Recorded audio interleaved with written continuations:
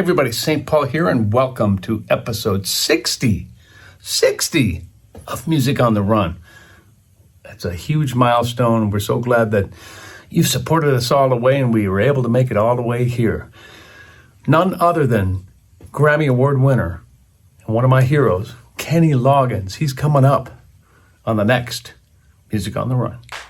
Before we get started here, do me a favor. Wherever you got this podcast, make sure you subscribe, give us a rating, and if you have time and like what you're hearing, make sure you write a review. It really helps us get the word out so we can have a lot more people coming to the party. Hey everybody, I'm St. Paul Peterson. Prince gave me that nickname, and I've been lucky enough to tour with people like the Steve Miller Band, Kenny Loggins, Peter Frampton, Donny Osmond, to name a few. And when I'm not playing music, I love to run.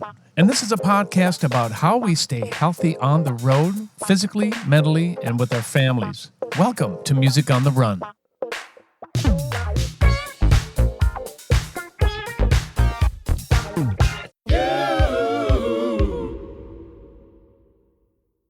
Hey everybody, welcome to Music on the Run, episode 60. This is a huge milestone for us. And before we get going, I want to make sure that I thank a few people here. Number one, my patrons. If it wasn't for you, we wouldn't be able to do this show. You're the ones who really make this work. These things cost money, so we appreciate you investing in this and our artistry and these great interviews we're able to get. So thank you to you. Of course, my producer, Davide, Raso, who's kind of egged me on for years to do this podcast. Thank you so much, my buddy. And all the interns that we've had as well. They have worked their butts off. We have had so much fun doing this. I also want to thank my guests. There's been so many. I'm just going to name a couple on here, all the way back to the beginning with Steve Miller, Debbie Gibson, the Bacon Brothers, Sinbad, Victor Wooten, Donny Osmond, Corey Wong, my own family, Andre Simone, Jason Sheff, Kenny Aronoff, and the list goes on and on. Thank you for trusting me with your time. I appreciate it so much. And of course, I want to thank my listeners, you guys. It's been so much fun to bring this program to you for the last 3 years. No signs of stopping yet. So keep supporting us, keep listening, and keep telling your friends about this podcast. Well, I can't think of a better guest to have on our 60th episode. He's really the reason I started running in the first place, and we'll get to that story later. He's an incredible songwriter, producer, musician, artist, author. He's got a pair of Grammys, lots of humanitarian awards, songwriting awards, and I was lucky enough to be in this guy's band for a number of years. One of my musical heroes. Please welcome Mr. Kenny Loggins. Hey. Kenny, how are you, my buddy? How you doing? I'm doing so good. Thanks for taking the time out to come on the show. I appreciate it. My pleasure. I don't know why it took us so long. I know. Well, because you're a busy guy, man. Yeah. You've been. I see a book on your behind your right shoulder there. Yeah, that's where. You got to tell me a little bit about that. No, you're going to have to read it for yourself. Well, no, look, I'm listening to it on tape while I'm driving my car. I'm about 3 CDs in. So I think I'm up to the time you are meeting with Messina. So that's where I'm entering. So I can't wait. It's so good. And I'm so glad you are the one reading it. Oh, thank you. Yeah, no, it's been fun and challenging to do this. And every now and then a friend of mine will say, do you think I should do that? I said, no, not if you lack any patience, because it's laborious. It's what I've been saying is it's a cross between a deposition and a therapy. Where were you on the night of December 12th? Well, first of all, how do you even recall all this? That was one of the reasons why I hesitated even beginning to do the project, because so much of it is gone. And I'll run into people all the time and say, hey, remember when we hung out at the such and such? And I have no idea what they're talking about. Right. Yeah, man. Sure. Of course I do. I think my hard drive filled up after about the 60,000th person that I'd met backstage. Oh, yeah. In all these years, you meet so many people. So many things happen. And, so the good news is so many great things have happened in my life. So I just try to distill it down to what I can get. I did interviews of old friends to see what they were. Good. The first drummer from Loggins and Messina, Merle Bugatti. and Nice. a couple of the road managers and my lawyer and people. What do you remember about this or that? And what am I not allowed to talk about? Well, I was going to ask you, did you have to actually think about it and go, what am I going to talk about? What am I going to save? What do I want out there? Is that a conversation you had to have with yourself? Absolutely. But mostly I really wanted that balancing act of, the telling the whole truth, including 2 previous marriages. Right. What happened? What were those? How much of that do I need in the book and how much of that don't I need? Because I'm in great relationships with both of my ex-wives. You're lucky. And yeah, I know I'm incredibly lucky. I don't want to keep it that way.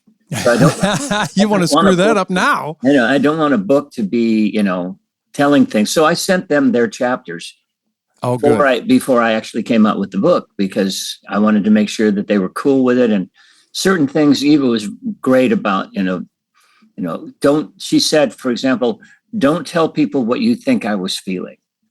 Oh, yeah. Just tell people what happened and leave my feelings to me. And I thought that was a great advice on all levels. Sure. Because there's so many times we tell ourselves a story about something that happened. Like I can tell myself a lot of stories about Loggins and Messina, but it was all from the perspective of being 21 and 22 years old. Right. 23 years old. And you're a different person when you're young. And, now looking back on it, was there a reason this happened? What caused this or that to be what's in the memory? And so anyway, yeah, it was part purging, purging things that were difficult and primarily just trying to tell the truth. Yeah. And not burn any bridges while I did it. Right. Why now, Kenny? Well, I'm 74 and I want to stop touring next year. Next year will be my final year of touring. Wait, I haven't told anybody that. No kidding. Yeah. Okay, do tell. How come? Because you sound great. I mean, I'm creeping on you on the internet. Of course, I got to see how you're doing, how you're sounding, man, and you're blowing me away. So what is it that's making you think that it's time to hang it up? I want to keep it. I want to keep it so that it's hard to maintain the singing voice. I work on it 5 days a week. I have a vocal coach. And I've completely changed the way I sing, not the sound of my singing, but the way I approach it, the technique of singing. I've been learning for the last year and a half a system called bel canto, which is a way of singing where the voice comes out in a different fashion. And it's brought my voice. When my highest note in 2020 was a G, and now I've got my highest note up to a C, which is for a full voice note. That's crazy. That is crazy for anybody, let alone a 74-year-old guy. Yeah, and it's all from the system. And and because of that, I can keep touring. I don't get as anxious as I was, because from 2019 or 2018, even Shem could tell you, I would get very anxious about whether or not I would have the notes. And I had to take certain songs out of the show because they were too high. But then when Celebrate Me Home got too high, that was my final straw. I said, I've got a trainer that works with me for pickleball, but I don't have a trainer. I've never had a trainer for my voice. And this is my primary because you're a natural way to make a living. So yeah, I went into training and now it's back. But to answer your question, I'm tired. I don't want to have to travel all the time. I want to make sure that my investments are good and my future is solid. I've got 5 kids and lots of grandkids on the way. Do you? I've had 3 so far, and Cody's getting married this year, so that'll probably be a 4th or 5th. Oh, wow. Congratulations. I didn't know that. Yeah, there's a lot going on that level. So I need money. When the kid comes to me and says, Dad, I've got to get this, or I've got to get this procedure done or something like that. Yeah. I'd like to be able to help.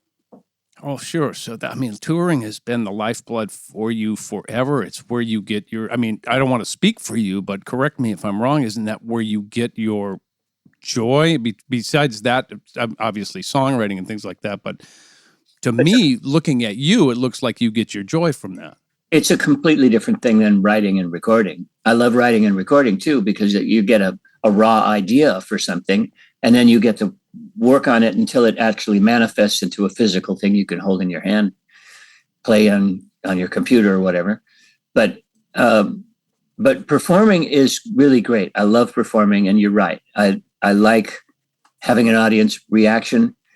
It's part of what feels like the culmination of all the work that we do to get up to that point. But at the same time, the travel just will wear you down, and the loneliness will wear you down. And I'm with a lady now who loves to travel with me and takes very good care of me, so to speak. But I can't expect her to do that forever. And, so I figure, and besides, I'm young enough now to get out there and travel for fun instead of traveling for a living. So maybe we'll go to Italy for a month, or maybe we'll explore the world. So much of the world I have not seen, because as you know, when you go there on the road, you get to spend a day or two, maybe, before you move on to the next city or next country. So not so much. It's completely different being a tourist. So you're saying that you're attempting a work-life balance at this point in your life? Yeah, that's what I'm saying. My God. Yeah. That's something I look forward to learning. Once you figure that out, will you let me know how that goes for you? I think you're doing a good job of it. I mean, the podcast itself is a way of having a home life. That's true. And I'm doing a lot more of that for sure. I'm not touring nearly as much. And that's been great because I've gotten to see the things that are important. My girl's graduating from college. Kelly got married. You don't know this yet, but she got married. Because your kids and my kids were pretty tight, the ones that are close to my age. So yeah. In watching Taylor out in California, it's been a good journey for me. But, to look at someone like you, Kenny, who's been famous since he's 19, I'm sure that you didn't even have that in your vocabulary for 90% of your career. Is that right? You mean balance? Yeah, balance. Except I shouldn't say that, because you're a hippie, man. I mean, you are. I mean, I heard you say it yourself, so that's not a derogatory term by any means. I would give you more credit to maybe actually having more of a work-life balance, even though that terminology may not have been used. Do you think you had that during your whole career or not? I think I had much more balance in my second marriage with Julia. That we really tried to, have a real family where I would be present for that family. I took a whole year off when Luke was born. I discovered actually that if musicians were to ask me, I would say, don't take the first year off. Work your ass off the first year, because that's really mom and baby time. True. And that's where they're going to spend 90% of their attention is on their mama. Come in, maybe, not, that isn't to say leave town and never come home, but, establish your presence on some level. But really the time that's required to be part of the family is at the very least from the second year on. For me, my experience is that I do better with little ones when they can throw a ball back to me. You kick or throw. Import them at age 5. I'm good with that, Yeah. So I show up around baseball time. Well, there you go. And he was a heck of a player, if I remember correctly. Luke was. Luke was a great player. Yeah. Does he still, how old is, he's got to be in his He's 29. 29. Wow. Yeah. And he went from baseball to culinary school, did a year and a half in culinary, and then he went off to UC Santa. Oh, come on, Kenny. Santa something up north. We'll edit that part back in. Davis up north. UC Davis. Got it. And came out in sustainable agriculture. So he likes to call himself Farmer Luke.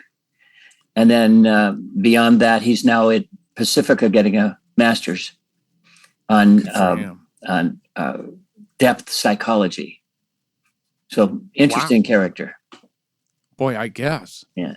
Getting back to your retirement. Yeah, people want you to ask me questions about me, so not my kids, or we could be. I know, but we have some catching up to do, and my listeners know what this is about. Well, let me ask you this about your career. What do you think you're gonna miss about performing?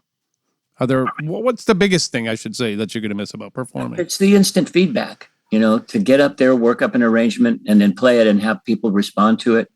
That instant feedback, and of course the reminiscing on Footloose and Danger Zone and Celebrate Me Home and This Is It, and to go back and play those songs and get that audience response again that's a rush. And whether you criticize it or not, I mean, it's irrelevant. It's just a rush. It's fun. It's part of why we do this. I think it was certainly at the beginning of why we did it. For sure. What are some of the things you're not going to miss? Well, as I said before, all the travel, the hotels, the loneliness, things that caused me to make some of the bigger mistakes of my life. Just being alone out on the road and being a rock star is not necessarily conducive to health. That's a bad combination, Platter. But, the pressure to deliver a record or the pressure to show up for a particular event, that the rehearsals, I'm not going to miss the rehearsals. Yes, you are. Come on.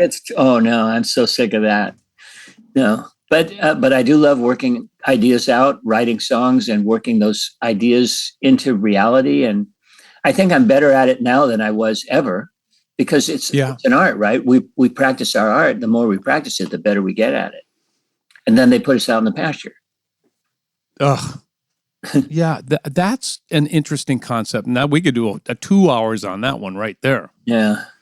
Yeah, that's let's not. Because I want to say one thing to you, and that is, when I was in your band, and you were talking about arrangements and working things out like that, you taught me more without intentionally doing it, and probably every other band person who's been in your various bands for years than you'll ever know. You taught us how to rehearse. You are meticulous, and I remember you being very particular on even like what hand you wanted me to use, what position you wanted me to use, or the drummer if you wanted to do a side stick or whatever the accent should be. You hear these things that 99% of the other people in life will never hear. So you taught me how to be, to get what you want, that to make the music really move you. You also taught me and probably everybody else how to craft songs, and it's that was a hell of an education, man. Why do you think it is that is it that you want that music to obviously sound a certain way, but it's got to move you, right? Is that why you go through that? Right. I want it, especially the groove. When you're working with the particulars of bass and drums, you want that groove to be the right groove. And many times I work with a drummer now named Dave Salinas, and many times I'll have Dave take. He likes to do the one-handed hi-hat thing, which most drummers do. But I'll have him do a two-handed hi-hat, because the slinkiness of the groove changes. Right.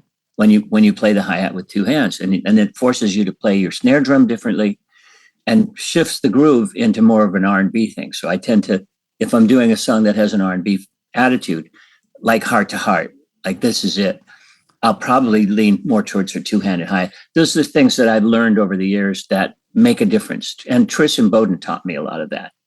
Oh, he's great. Great drummer. And was with me for, I can't remember because I don't get along with time very well.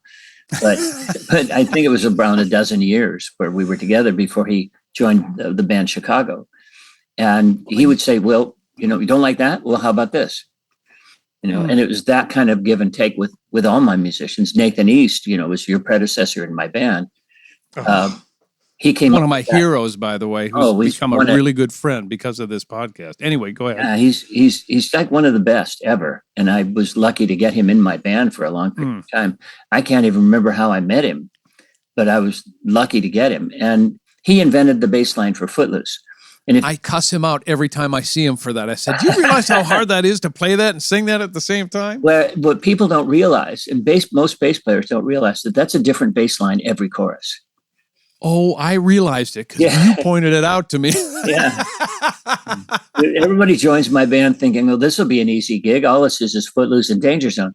Hardly. Oh, baby. It's No. there's a lot because I went through that, what they're calling yacht rock now, that sort of synthesis of smooth jazz meets R&B meets pop, that we were inventing this thing and we didn't really know that we were inventing a thing. We were just going where our hearts told us to go. This vibe, this feeling. Think about Mike McDonald. Michael's roots are totally early Motown. Right. One of his songs, he quoted a Marvin Gaye song, or no, it was Four Tops lyric, two lines of their lyric. And I said, Michael, did you know this is directly from, Four Tops thing? He said, no, I didn't know that. Yeah. That his roots that's where we were going to. That's what we were trying to do. Yeah. A song that we wrote like, maybe it's true what they say about it. Maybe we can't make the ends meet. What's the title of that song? You have to edit this. Trying to sing the chorus, right? I know I gotta try. Thank you. And that was very much a Motown vibe for us. We were trying to you wrote. I didn't know you wrote that, Kenny. Yeah. I didn't know you wrote that with. You guys had a hell of a run. A run there. Well, before we get to that run, I was a fan of yours, first of all, before I joined your band, because of your R&B approach. But in listening to your book, you really are more of a, you seem to come from more of a folk background. Where the hell did the R&B slinky funkiness come from? Well, we're going to take a little break from the interview right now because I want to tell you about a couple of really cool things. First of all, we're having so much fun with our weekly 1-minute funk jams called Funk Friday. We've had so many world-class musicians on Funk Friday, including members of the Steve Miller Band, Fleetwood Mac, Daryl Hall and John Oates, Earth, Wind & Fire, just to name a few. You can check that out on all of our social media, but you can also see it on our YouTube channel. I also want to take this opportunity to thank all of our members who have supported us on Patreon. Don't know what Patreon is? Go to www.patreon.com/Music on the Run podcast, and there you'll get all sorts of information on how you can financially help us produce this podcast. There are all kinds of incentives listed there on the website, and there are many different levels on how you can become involved. We could not put on this podcast without our patrons. All right, let's get back to the interview. Well, that obviously was learned. My big brothers, my oldest brother, Bob, 7 years older, was more into folk and a little bit of country. And so as a very early age, I was exposed to that kind of music. But my other brother was into all kinds of music, including the whole Limelighters folk, Kingston Trio folk era. But especially Dan, who is 4 years older than me, Danny's son. And his influence ranged from Little Richard and the Dominoes, Fats Domino, the Platters, on and on through the early doo-wop period and into Elvis Presley and all the early rock. So I was singing along with Buddy Holly when Buddy Holly was alive. Right. And all that stuff influenced, where I came from. But the early R&B, I guess you'd have to say, I know there'll be people arguing with that, but I'd go back to Little Richard. Is that right? Well, he's the inventor of rock and roll. He's the inventor of rock and roll, and he will gladly tell you that. And he did, too. Yeah, yes. But think Bob Seger. Bob Seger wouldn't have existed without Little Richard. True. That we just keep reinventing, we musicians just keep reinventing the rock and roll of our forefathers, if you will. Yeah. Try to make it our own because we love it. We love it. And it's also spawned hair bands in the 80s and, all kinds of things that were, look at the cover of Mama Don't Dance by Poison. which was basically a sort of punk hair cover of a folk rock band. It's like, go figure. We're all borrowing from each other. Well, that's I true. did a deposition during that Garth Brooks story that I told, which you haven't got to yet. I haven't gotten there yet. Yeah. And in the deposition, I said, yeah, well, all musicians borrow from each other. And the lawyer said, well, what do you mean? How do you define borrowing? And so I said, well, when I borrow an idea, I fully intend on giving it back. He didn't like that answer. I'm sure he didn't. Oh boy, how am I going to recover from this one? Let's switch gears for a second here because I'm watching the clock. I know you have another interview coming up. Yeah. I want to talk about, when I first got in the band, I thought it would be really smart to get to know you by showing up and meeting you where you were at, meaning you were into running. I was not.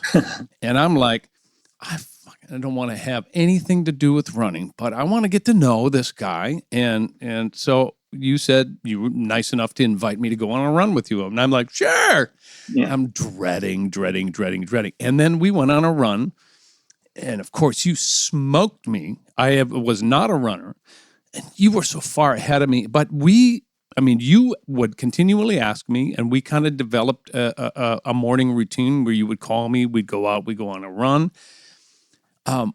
That totally changed things for me. Really? I've been running ever since. My knees try and bug me a little bit this year, so I'm not having as much fun with that. But you are so instrumental in why I love running. Now, let me put this back on you.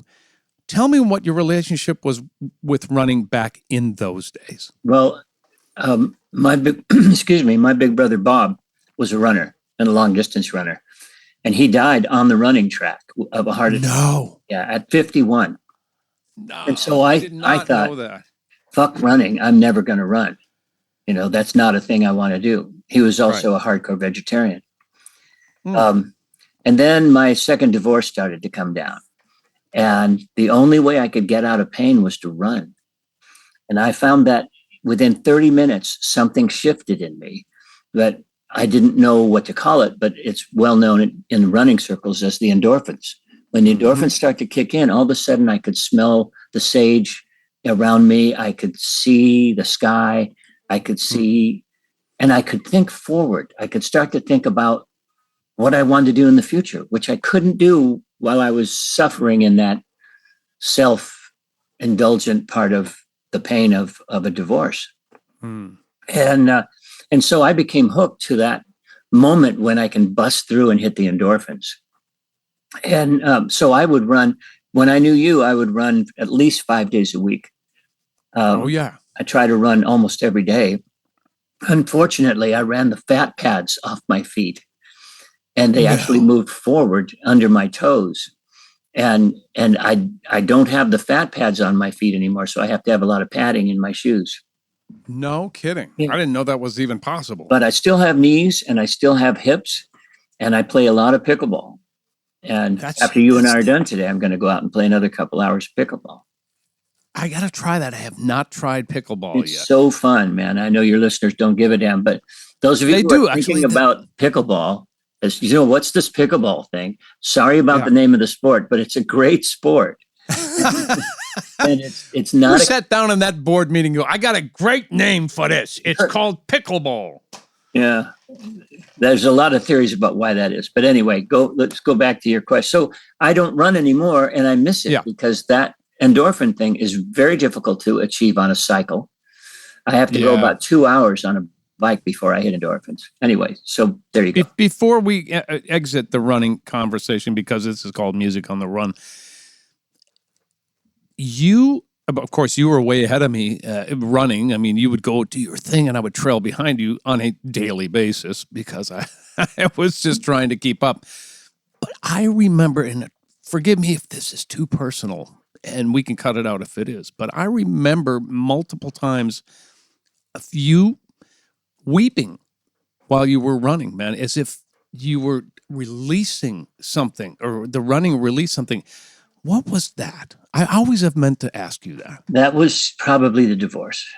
That was just waves of grief. Got it. And the same thing happens. My dog died a couple of years ago, and there was a period of grief for that. For sure. And I've learned through my experience that letting it move through me really does release that. It really gets you out of that jail. When my dad died, I didn't let myself get it, and it took me years. I remember I was playing racquetball with Steve Wood, and I missed a shot, and I destroyed my racket on the wall of the gym. I literally just wailed on it, and Steve goes, I think there's something you need to look at. Yeah. A little anger management problem there. Really. And he was right. So the running for me was very cathartic in that way. Got it.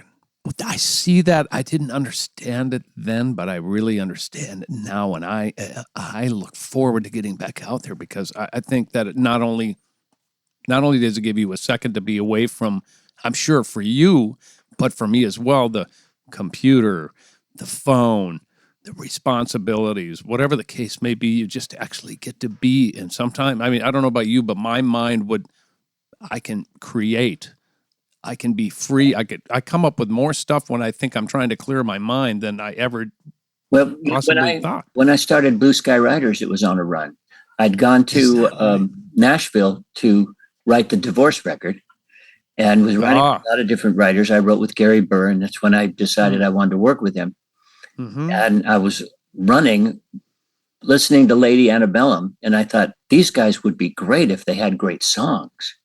Yeah. Said, wait a minute, I can do that. So I called Gary and said, let's add a female and write great songs together, and everything we record should be written by all three of us.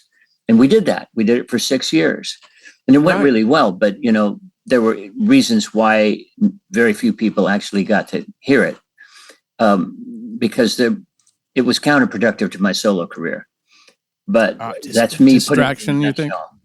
I'm sorry? Do you think that was a distraction to your solo career, or do you think it enhanced it? It was a distraction from my solo career, but my solo career was very difficult for me to move forward on. Because I hit the music of the divorce and I couldn't write anymore. And so I felt that I'd hit that block, and I thought the best way through this block is to collaborate. And so with Gary and I wrote 2 divorce songs for that record together. And we laughed all the way through it. And I thought, shit, if I can be laughing while I'm writing a song about my pain, I want to work with this guy, because he's bringing that out in me. And so we worked together for 6 years. Georgia wrote a hit during that time. Georgia wrote a hit for Keith Urban. Georgia Middleman was in the band with us. Right. And he ended up marrying Georgia.